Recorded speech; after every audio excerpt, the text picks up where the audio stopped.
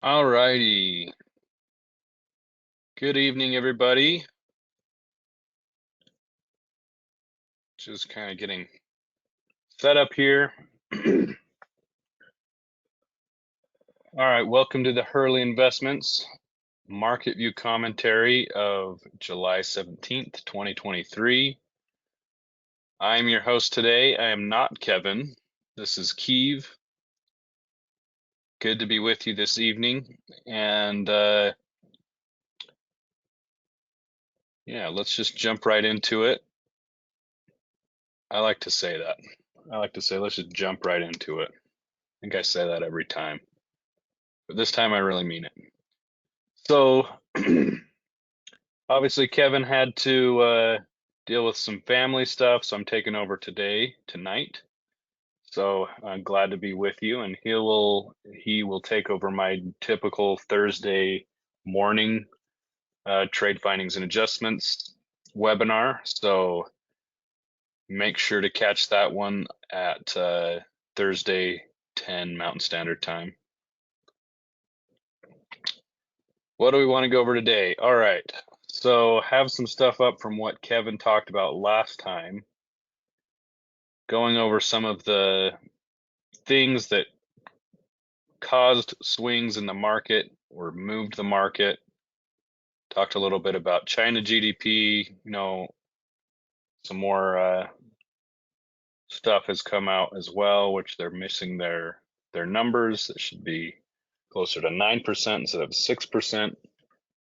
Crazy that we're thinking of that percentage as a GDP, that we need China. That's the reality.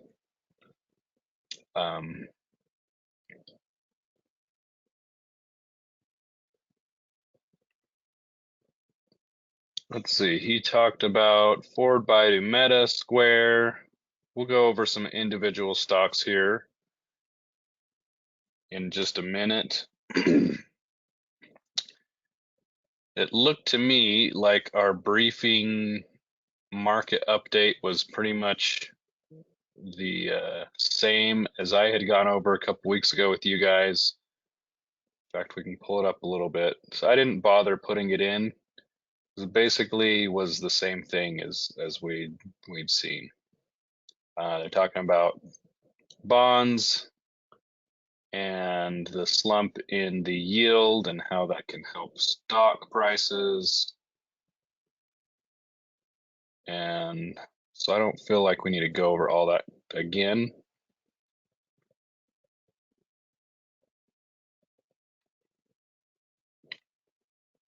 So I'm going to skip that.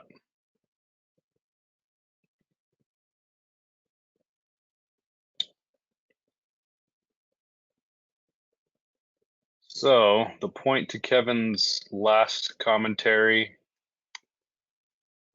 why you drill down, figuratively speaking, to find your real numbers and not just analysts' numbers, not just articles numbers, not just talking heads and just stuff they talk about. We have to do our own research.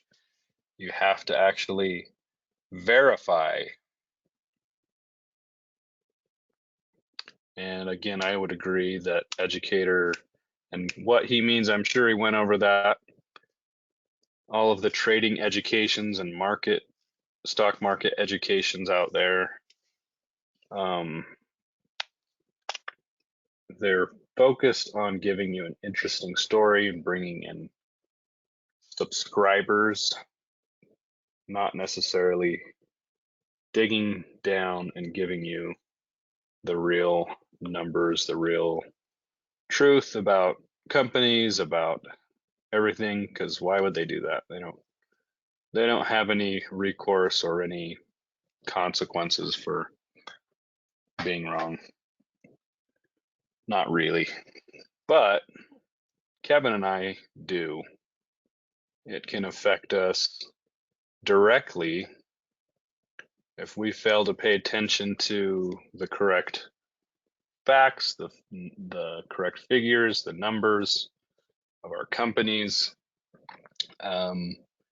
We overlook something that should tell us that the company should be protected, or we should be watching for something, and it tanks, and obviously that goes directly to uh, portfolio values, and in turn goes to decreasing obviously how much Kevin and I make. So that that right there should tell you that our interests are aligned. Everything we do is to preserve capital, grow capital, make the best educated decisions so that we can grow your portfolios. So what am I on about? I want to talk a little bit about Disney. And I'll leave these earnings dates up here as I start typing along.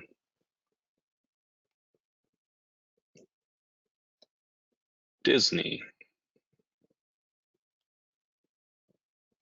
What's wrong with Disney? Those of you that were with me last Thursday, I apologize if there's some overlap and some repeating, but I am going to go into a little more detail. We've heard that parks, no, actually include that. We've heard that parks are struggling to attract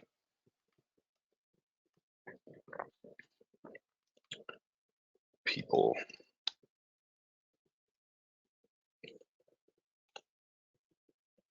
We've heard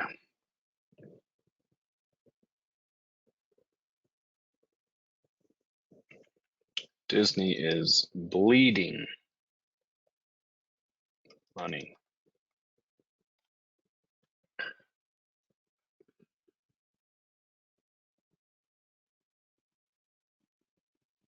So we're going to take those two claims. If you Google Disney and any of these things, you'll get a bunch of stuff pop up, but getting right to it, tell you exactly what you find. So let's see. Walt Disney World crowds vanish. Parks at their emptiest in 10 years.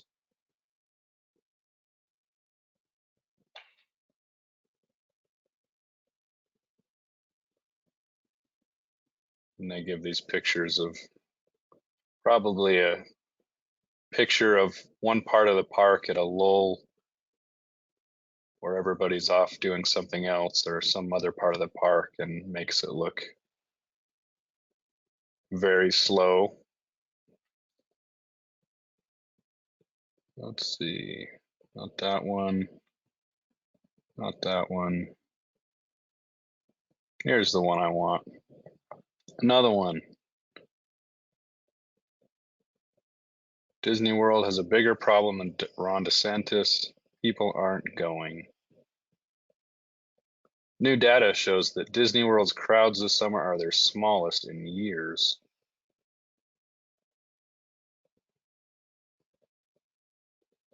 So this article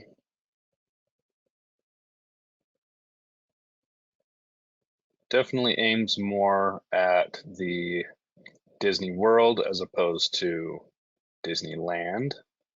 Whereas the first one I pulled up, they kind of made it seem like everything was awful. Parks at their emptiest in 10 years.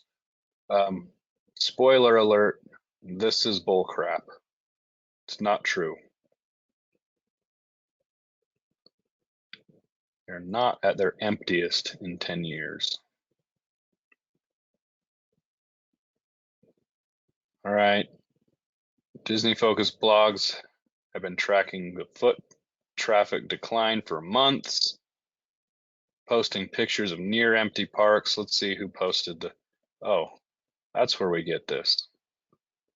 Someone that just happened to post a picture of a gated part of the park where no one can actually go. Super empty. I already talked about that one. Non-existent lines. Let's see where that goes. Oh, it's a little different article. And what do you know? The picture is of a place where there aren't lines. These are some stores. There's no rides here to take pictures of lines. No wonder. They're not even taking pictures of the lines. Another picture of an area nobody can go.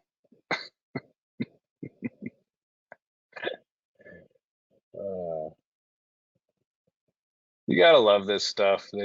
They drum up controversy. None of the articles that Business Insider actually references even show any non-existent lines or empty parks. It's all bullcrap. But let's keep going. Disney Parks experience and products was up 17% in the second quarter of this year, according to the company's most recent report. Well, I thought you just said that's been declining for months. Foot traffic, where'd it go? They do talk about July 4th and the holiday weekend was down big. Referencing, or not referencing, in comparison to previous years. That is true, but only with regard to Walt Disney World and only with regard to that weekend. So the second and third, or second and first and second of July. Anyways, they go on, they talk about how it could be because of the fallout with Ron DeSantis. They think maybe there's fewer conventions. Left-leaning families want to avoid the state. I don't know about that. People love Florida. And if that's true, any right-leaning families would pick up the slack there. So, Maud, I'm trying to get to that. I'm kind of building up to that. Why are they saying this? Partly, I would think because this one kind of looks like it's blaming Ron DeSantis. So I would think that's in this case, and obviously there's different articles that kind of have their different slant and their different bias, but that's what this one looks like. So they're saying, hey, this is his problem. This is why Disney's not doing so well. Anyways, which brings me to some of the research I did and went to. I prefer to go to some of the travel blogs, like the Disney travel blogs. There's several of them. There's the Disney Tourist blog, Mickey blog. They might be a little more biased as far as obviously these are people, blogs run by people who like Disneyland and Disney World, and so they have that slant, but they don't necessarily have a reason to be dishonest or put a political slant on it the same way a Business Insider or a CNBC or whoever else might have.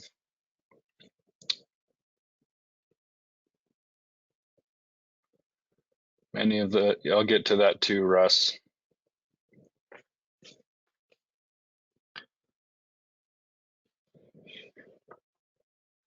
So I agree with this one. So Mickey blog, this guy breaks down kind of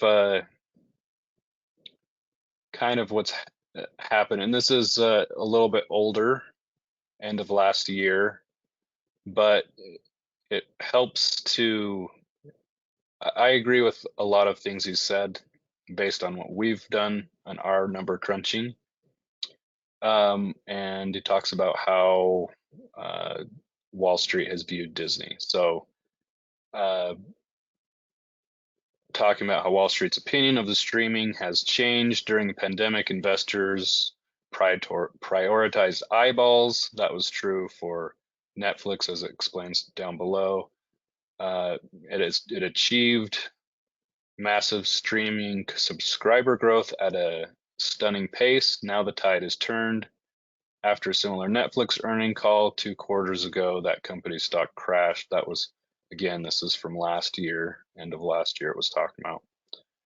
So keep that in mind. Wall Street analysts suddenly moved the goalposts on the criteria. Virtually overnight, they decided they preferred profitable services over larger subscriber numbers. Honestly, in business, that's how this stuff works. Still, Netflix suffered from a lack of subscriber number increase combined with rising production costs.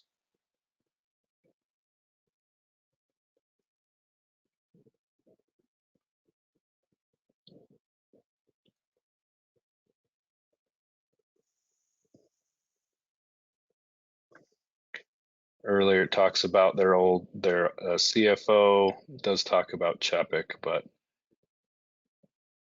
he talks about how let's see, the spreadsheet. Wall Street is really bad about saying, "Oh, that's totally fine," about markdown.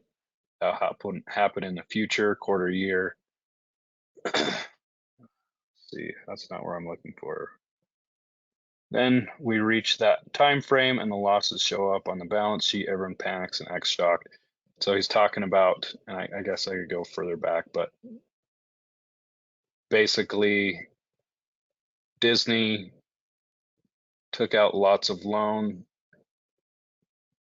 to get, let me rephrase. They took out lots of financing to leverage the building of their streaming and the subscriptions, that Disney Plus platform, and then would obviously get paid over time as things came around. Streaming media cost Disney $4 billion in write-downs. Remarkably, that's not unexpected. In fact, if you're persistent enough to review, talks about his previous articles. Throughout Disney's transition in a digital company, I say that it'll lose the most money in fiscal 22, then remain underwater in fiscal 23. And then in 2024, they expect to turn a profit on balancing the books on the streaming service. So all of this was stated and planned upon and talked about years ago. And then the main point here is, as the market moves its goalposts criteria, then they start to get surprised because they're only looking at the news articles like this stupid crap and not really paying attention to what the executives have said, what they're planning for. Basically, what it boils down to, executives at Disney said, "Hey, we're getting subscribers at a rapid rate, which is amazing." The stock price went up to 200 2020 to 2021 post pandemic, right? Towards the end of the pandemic. And then all of the costs associated with building this platform started to come through. And as they're making a lot more revenue from the subscriptions, they're paying off a lot of debt. But to the stock market, to people, it looks like Disney is quote unquote bleeding all this cash and spending all this money, and it's unsustainable, when the reality is this, a lot of this was talked about before, expected,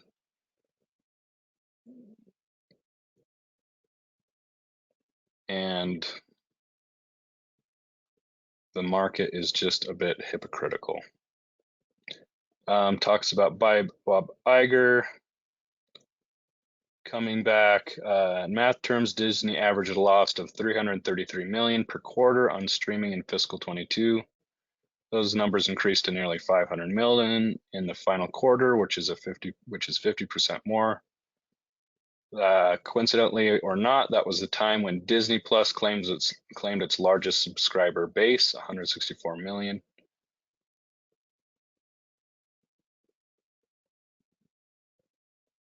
For its part, Disney also pointed out a 10% decrease in per customer revenue, but price increases start next month. And of course, this is last year, so those have all come through. They're starting to make more revenue there. So he thinks that was the worst of it.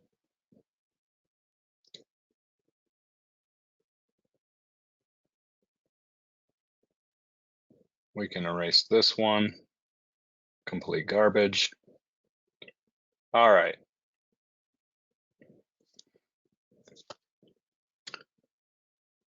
So we can summarize that by saying, and the only reason, again, I'm using those articles as a reference, or at least that last one, is because what the numbers told us coincides well with what that article on the Mickey blog was talking about. So to summarize, streaming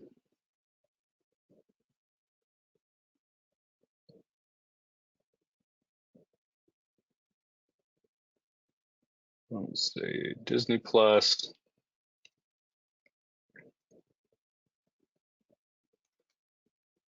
getting Disney Plus up and running cost a lot of money at the crossroads of gaining lots of subscribers.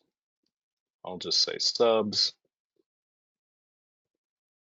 and paying off expenses. The market is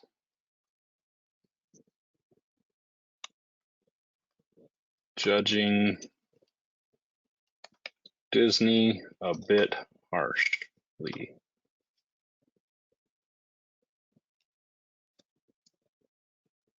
They spend the money on that content.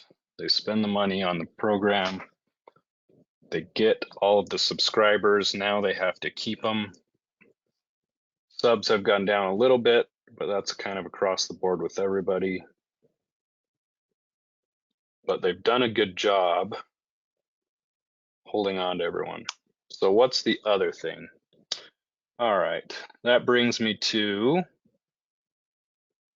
this one. I really don't like the Motley Fool, but these graphs they put out show the next point.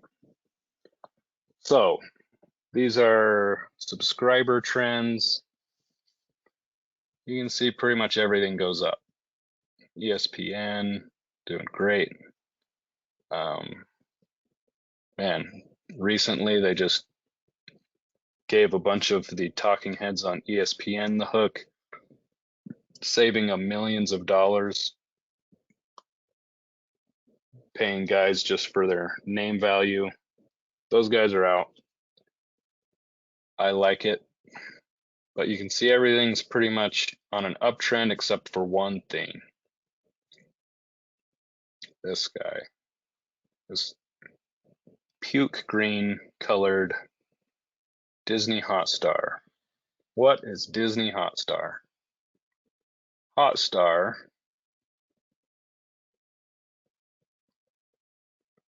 is the streaming platform that Disney owns in India. So why did that one take a dive? Well, Disney had the rights to show the cricket games in their cricket league out there. Big deal for India. So naturally, if they're going to turn down the rights for the next year, their subscribers for that are going to go down. Wasn't a huge amount, but it was enough to make people write stupid articles that say they're bleeding cash, bleeding money. So why did Disney turn that down?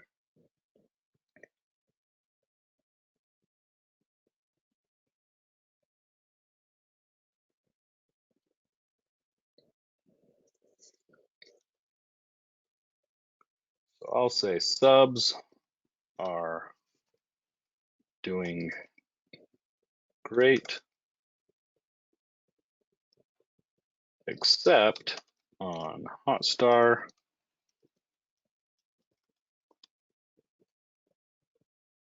For India, do we have any cricket fans here?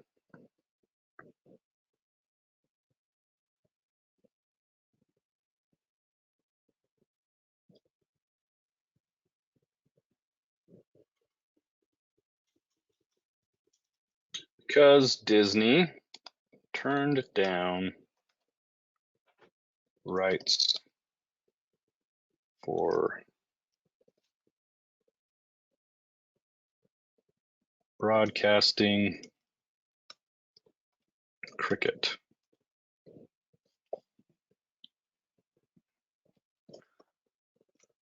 Why'd they do that? Revenue, these are my numbers. Last year from cricket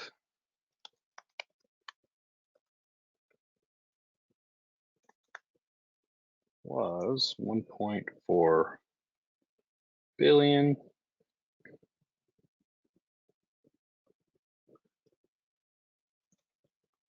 Was going to cost them, the cost to renew was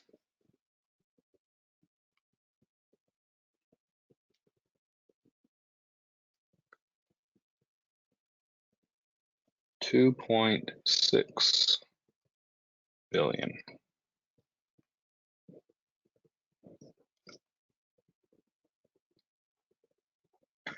So if you do your math, you would have found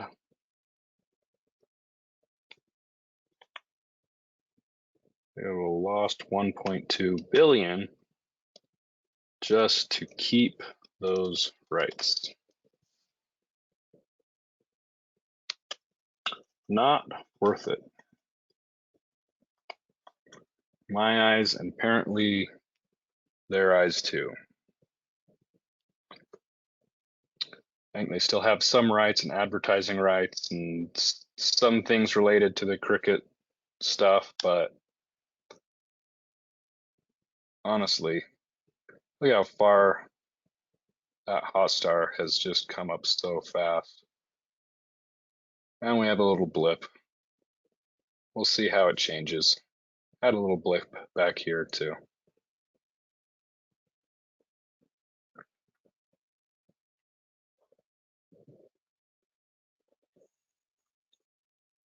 Questions so far? Next part.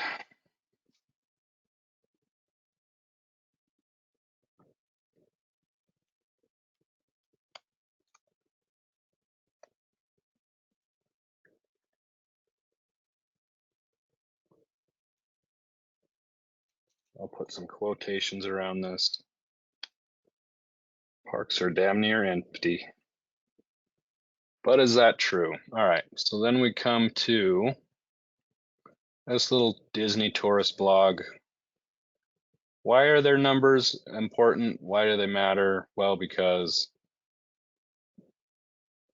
their whole website is based on giving Disney ticket holders and travelers and people planning their trip to Disneyland and Disney World tips, tricks, highest foot traffic times, the crowdedest, the most crowded times.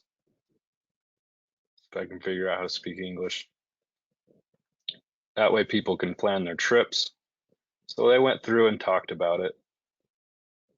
And zoom out here. It's kind of bug-eyed, right? So they go through, and I can link this stuff as well. It's kind of interesting. But this is all basically about Disney World. And this is where the criticism comes from about the parks not having enough. Basically, if you go through this, it boils down to a surprise in the lows of July. And typically, that 4th of July weekend or they're close, it's usually the busier time of the year. So let me see.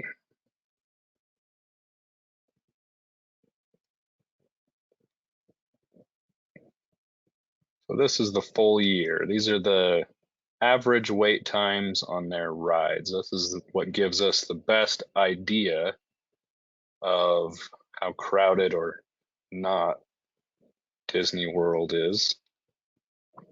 Big jump in the year. They had their beginning of the year, they had their 50th anniversary. 3 other times, those could all be different spring break times, but typically summer does a little better. You can see these here at the end, July 1st, 2nd, way down here at the lowest parts of the year.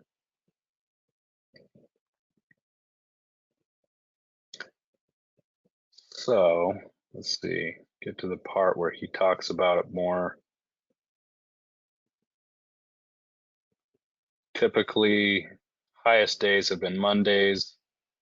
Weekends have been less busy for whatever reason.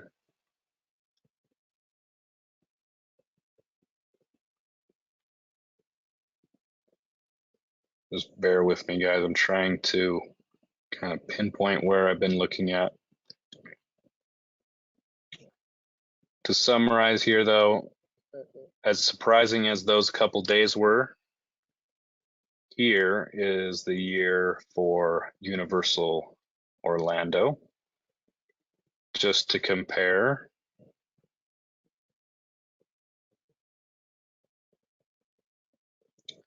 trying to rule out hot weather, but comparing to the two, it really isn't too much different. What we see here is Disney. In fact, Disney World looks a hell of a lot better as far as how crowded it gets, especially that beginning of the year. And they've been both pretty similar throughout the summer. So it says, for those inclined to hand wave this way, blaming the hot weather or whatever, here's a look at Universal's daily wait times. Not so hot for the holiday weekend, but it's still better than Walt Disney World and should be enough to demonstrate that it wasn't merely a matter of weather. In general, weekday crowds are about on par between Walt Disney World and Universal Orlando. Biggest difference is now weekends. He's shocked about the July weekend. And that, from everything I've seen, that is the reason. That weekend, for whatever reason, Disney got lower than average crowds. And now all of a sudden, apparently there's nobody at their parks. It's a ghost town.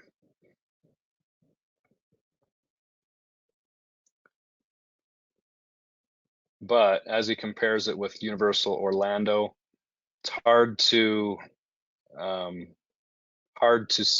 put the blame on, like this article did, on their fight with DeSantis, because a lot of things have been very similar for Universal Universal Orlando.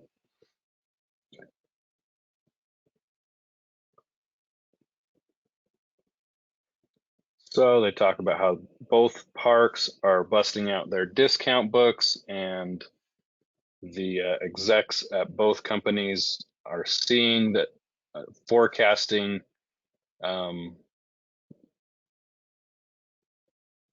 parks not being quite as busy as they'd like, so they start to do the forecasting. You can blame that on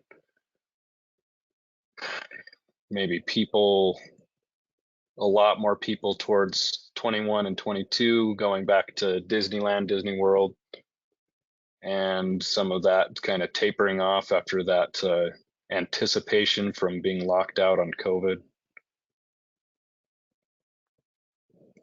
But again, you point out this is Disney World. Doesn't necessarily talk about reference Disneyland. So they bring out their passes. Talks about Disney Genie Plus. We can skip down a bit. Thanks for bearing with me, guys. Just trying to get the best parts. Let's get down to his thoughts. Last thoughts. Let's see.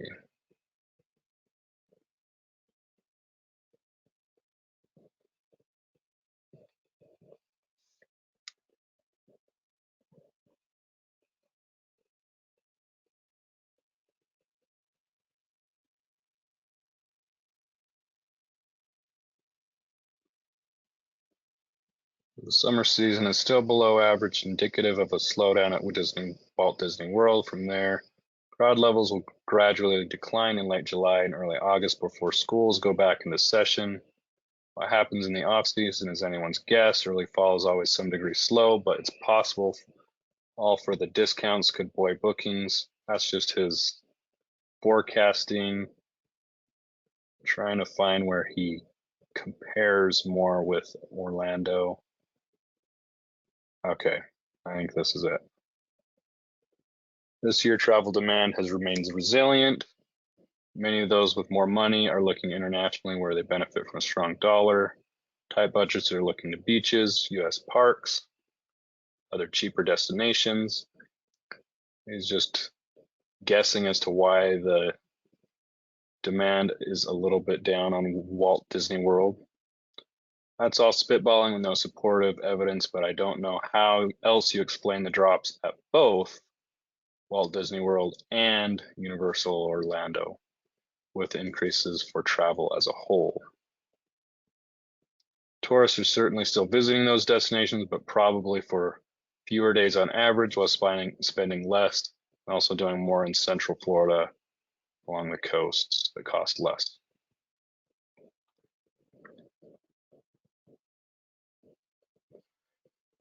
So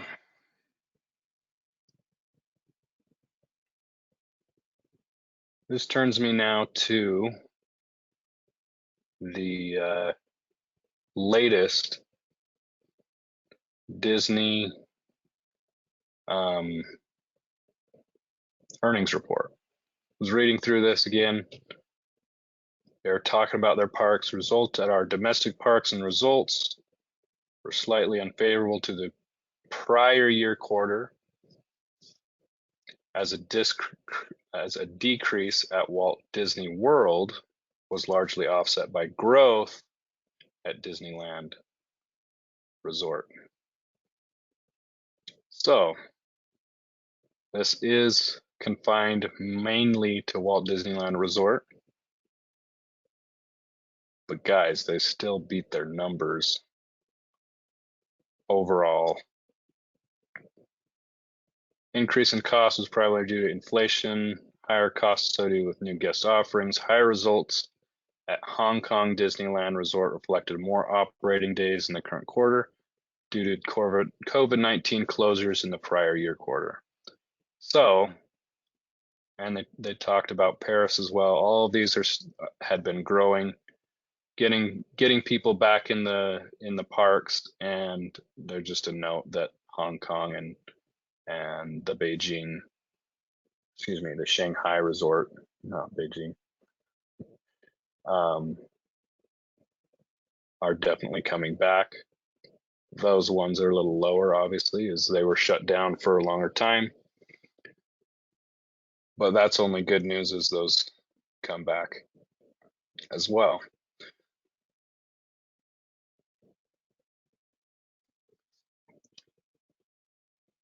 No, they aren't empty. Disney World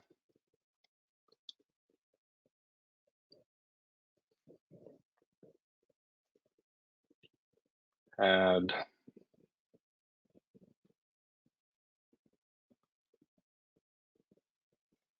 less busy summer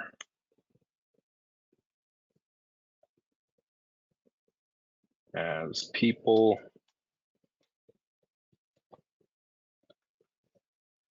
less busy summer this year as people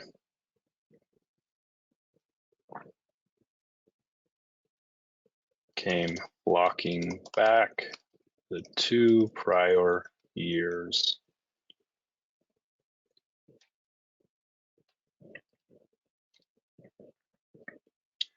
And less busy means back to 2019, 2018 numbers of foot traffic. We just got a heck of a lot more foot traffic the last 2 years prior to this year, 21 and 22. So, where'd that other article go? Saying that doesn't matter. Saying that worse numbers in 10 years is obviously BS.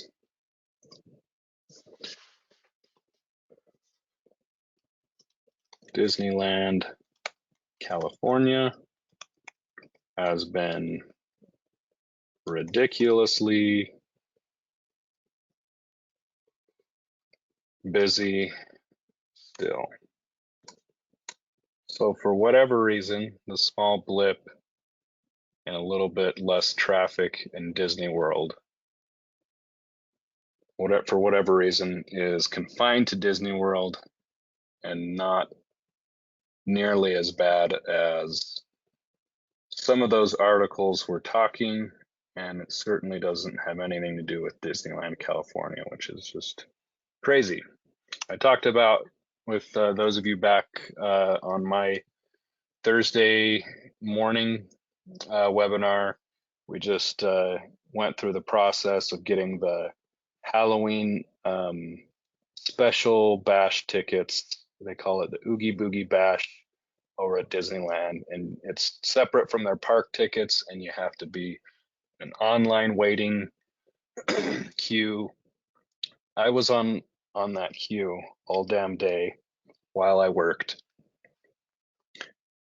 to get these tickets with a few other both my wife and some other friends, as hoping that one of us would be able to get in the queue to buy those tickets. Man, we waited all day. I was the only one to be able to get in, and therefore purchased all of the tickets for everybody, that as many as they would allow me to anyway.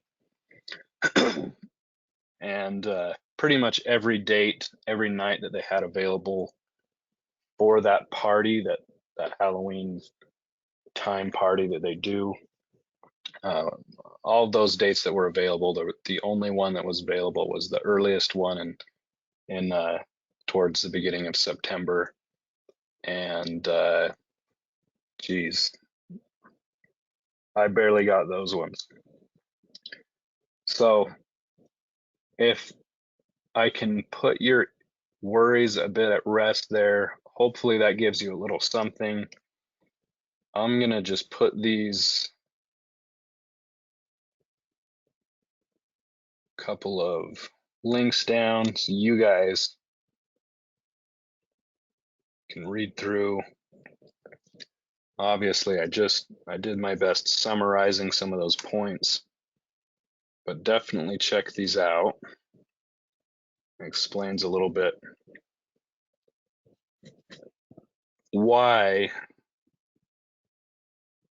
we're a little up in arms with the critique of the market's critique of Disney and so on and so forth. Keep in mind this one, you see the date down here. That was around the time they were just getting Bob Chapek out and Bob Iger in. Bob Iger just the previous CEO coming back. He's the one that built everything to where it was when it got up to its highs in 2020. Bob Chapek kind of ruined a bunch of things. I wouldn't say ruined, but we talked for a while about how the board needed to oust him. They did. And Bob Iger just signed on. Just last week, we found out he signed on until 2026. He was only supposed to go to 2024 to help find a new CEO. Obviously, that looks like a bigger project, so they're keeping him on for longer, which should be good. Cutting crappy jobs and saving some money. I think the actual movies, Russ, you mentioned the movies, getting better focused stories and better written stories and more interesting stories to come out, that takes a little more time. I do agree that the movies should be making more, but they still have been making a decent amount of money.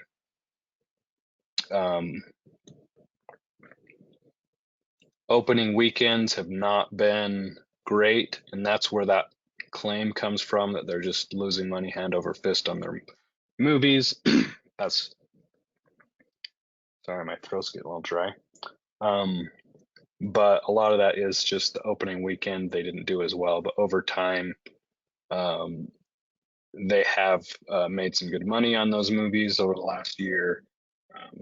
Especially as they go into the streaming, that's helped keep subscribers and grow subscribers to get people watching new movies from there. But obviously, that must be one of the reasons they had Bob Iger come back.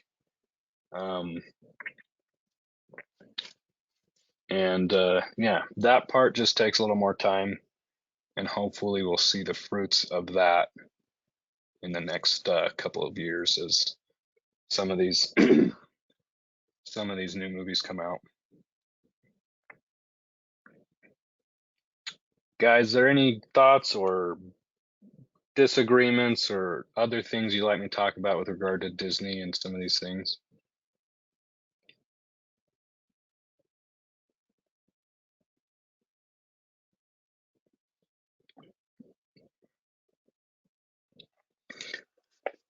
Jim said this is an example of opinion news reporting which deals with factoids rather than research news which focuses on facts and lets the conclusions be drawn from them. That is the unfortunate way things are being done today. Jim, I agree 100%.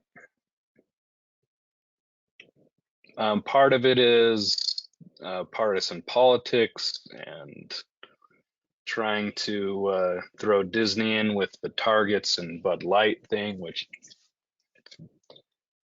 I mean those are a special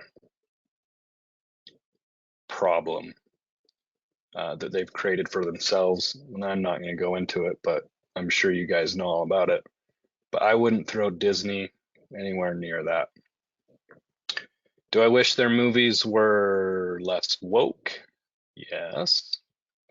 I wish they would have come up with more interesting new stories And I mean, Elemental was a good example. It was a lot of the same stuff that they'd come out before with. I didn't see a lot of the woke stuff that people claimed it had. I didn't. I mean, I went and saw the movie with my kids. I didn't see that in the movie. I know people at Disney and other places probably talked about it like there was, but I mean, it just looked like a regular movie with a nice story. It just wasn't exciting. It wasn't Toy Story, you know? It wasn't fun, extra fun. It was kind of rehashed, similar to things they've done in the past. So that would be my criticism there. But no, Disney is not a problem the same as Target. People largely still love Disney, especially the parks. And if they could get back to better storytelling, then that would be an amazing plus. But thanks, Jim, for your comment. We always have to go through and check the facts.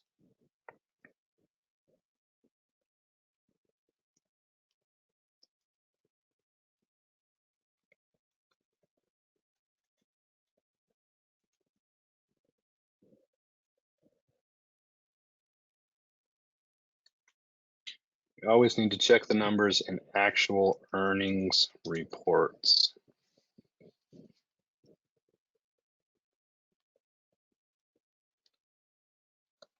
Rather, let me bold that too.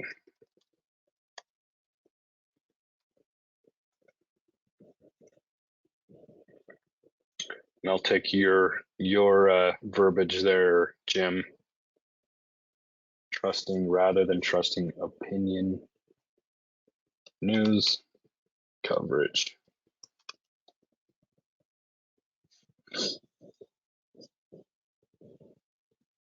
So it's not that, again, everything is Goldilocks, but it's certainly not the dire straits that is being painted here. They have a ridiculous amount of subscribers, and at one point, that was all that mattered for the market. And then as they had more costs, oh, well, now we want you to not have any costs. Well, that's not how it works. So they're becoming profitable with their streaming. They'll be profitable. And that's just part of how business is. You invest in yourself, you invest in your business and your growth, and eventually the costs subside as you finance these projects, and then you start to make some real money. And that's what we're looking forward to for Disney. Next earnings, I would expect Disney to probably go down to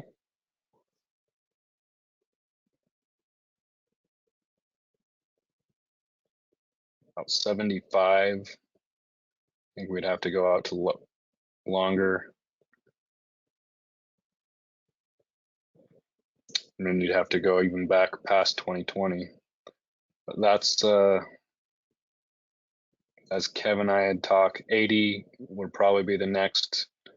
But if they really don't do what the market wants them to do, which is probably not going to happen quite yet, we've got Disney protected, and if it gets down to 75, we're enjoying some nice profits from the protection. We'll probably buy some calls in addition at that point because it's just too good to be true. And also to point out, we're trading at the same price in the thick of the pandemic and the world is being shut down. How does that make any sense? Disney trading at pandemic lows. If you're thinking that's absurd, I'm just saying, I'm agreeing with you. All right, guys, we've spent an hour on this one subject. I'm sorry. I felt it was important. I'll leave up the earnings dates. We've got JP Morgan we already had. They did great. We have Bank of America tomorrow. Everything is looking bullish still. But what do we have coming up next week? I'm going to say flat next week. Oh, that's next week. This week is, let's see, definitely higher. Dow is bullish. S&P is bullish. Comp is, NASDAQ is bullish.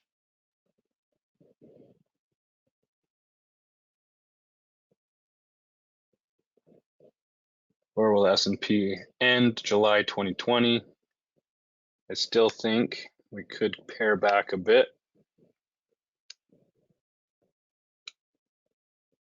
I'm going to reiterate that one. Why? Because we don't have it here. This is this week. If you look to next week,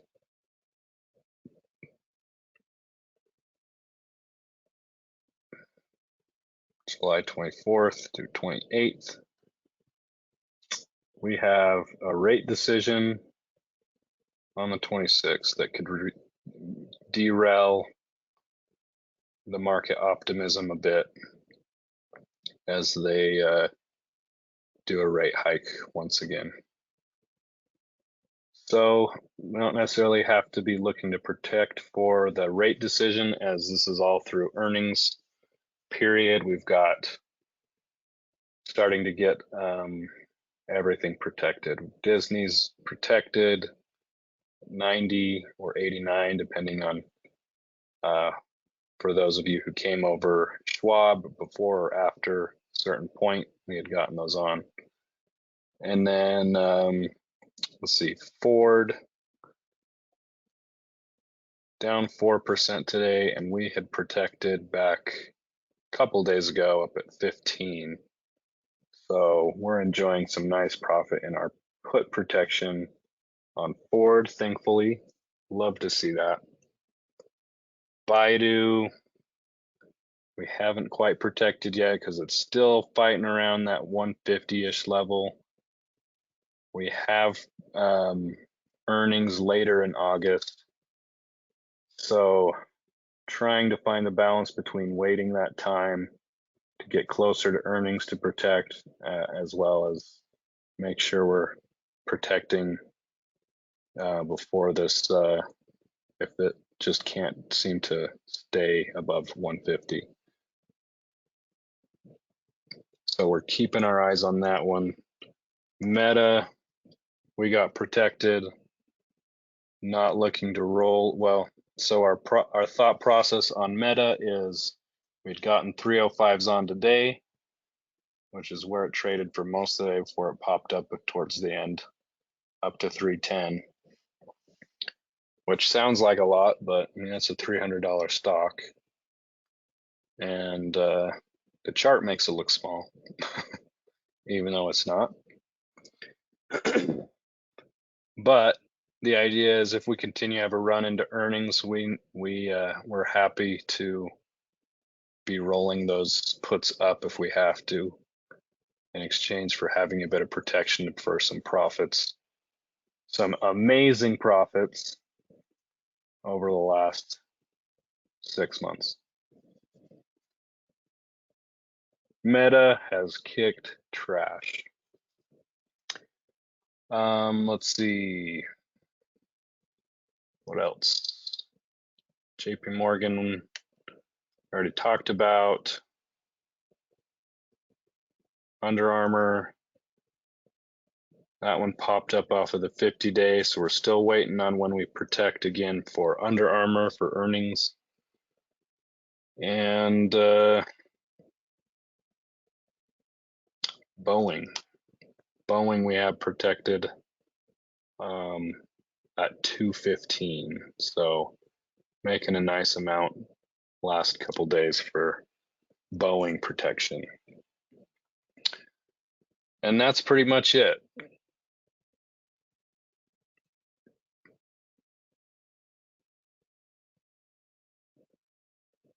Man, we've looked great over the last couple of weeks.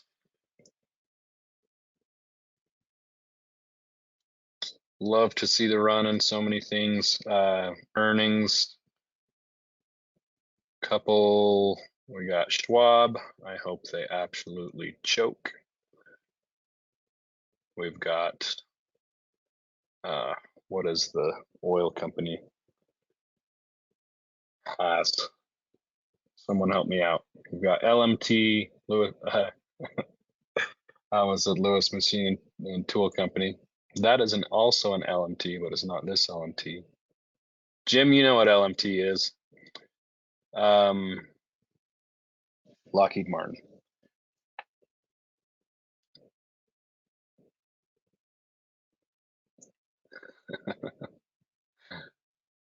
Yes, Lockheed Martin. Renee said political news is crap. Going back to earlier conversation. Thank you, Renee. It's garbage.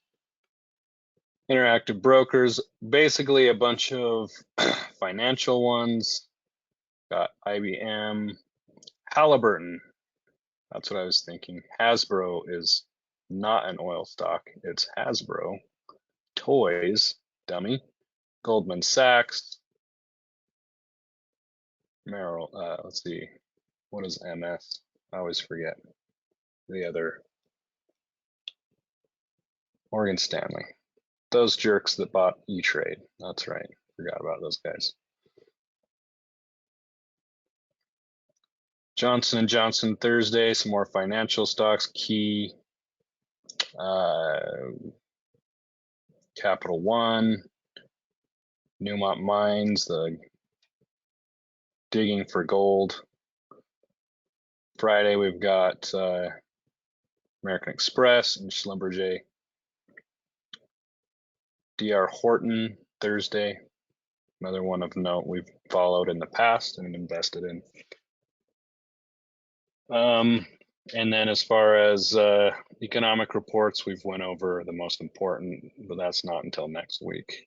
We'll see how housing, if I could spell that correctly, starts. That'll be important Wednesday. Retail sales tomorrow. Ford, price cuts on their Lightning, hence the reason they fell 4% today. Man, are we good for getting protection on. A little more on the GDP miss for China. You want to read through that. America's 10 best producing workers and employers that want to hire. I just want to point out a little state by the name of Utah. Adults with bachelor's degree or higher, 35%. Career education credential, 23%. STEM workers, 7.6%. Compare that to the guys in front. Man, okay, so they beat us there. Career education credential. We beat them. Take that, Washington. They've got more STEM workers. Man, we're beating Delaware. We're beating Arizona.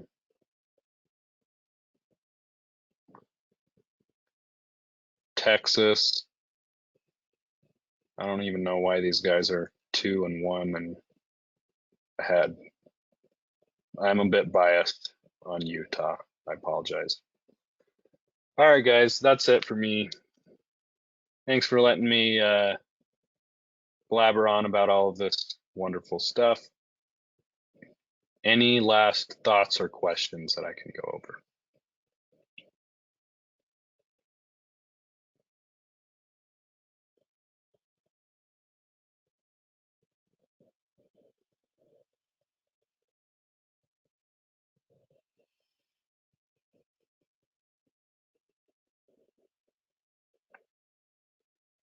All right, guys. Thanks so much.